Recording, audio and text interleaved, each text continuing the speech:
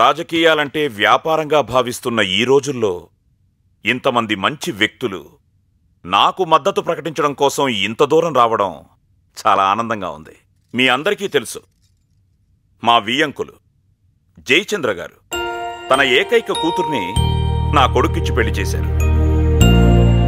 ఆ తర్వాత కొన్ని రోజులకే క్యాన్సర్తో చనిపోయారు.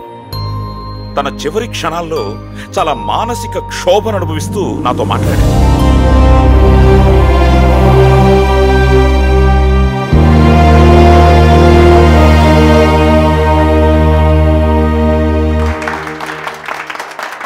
మీలాంటి మంచి వ్యక్తికి సపోర్ట్ చేయడం మాకెంతో గర్వకారణం. ప్రజలు కూడా మమ్మల్ని ఎంతో మెచ్చుకుంటారు. కానీ రాజకీయాలంటేనే డబ్బుతో ముడిపడి ఉన్న వ్యవహారం. ఒక పార్టీని స్థాపించి జనాల్లోకి తీసుకువెళ్లాలంటే తెలుసు. జయచంద్ర గారి మరణం ద్వారా సంక్రమించిన వేల కోట్ల రూపాయలను మనం కొత్తగా స్థాపించబోయే పార్టీకి పార్టీ ఫండుగా కేటాయించబోతున్నారు.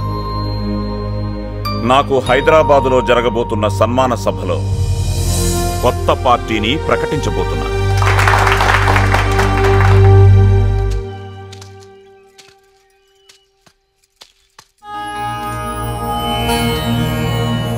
వావ్, గుడంటే పెద్దదేమో అనుకున్నాను. It's so small but beautiful. Beautiful మాత్రమే కాదు, చాలా పవర్ఫుల్ కూడా. ఇక్కడ దీపం వెలిగించి ఏం కోరుకున్నా జరుగుతుందని ఇక్కడ వాళ్ళ నమ్మకం.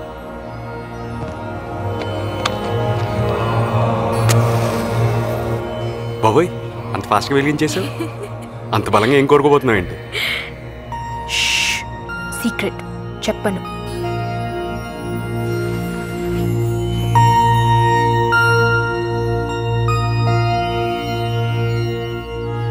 బాగుందా?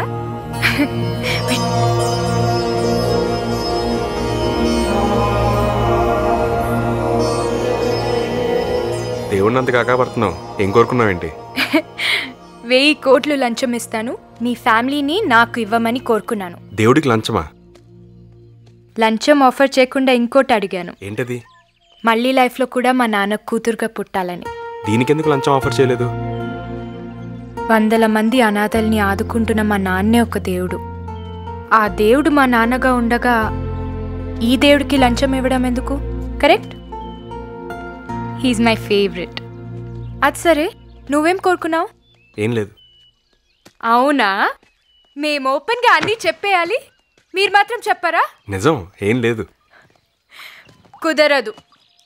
ఏం కోరుకున్నావో నాకు తెలియాలి, తెలియాలి, తెలియాలి. నీతో కలిసి జీవితాంతం నడవాలని.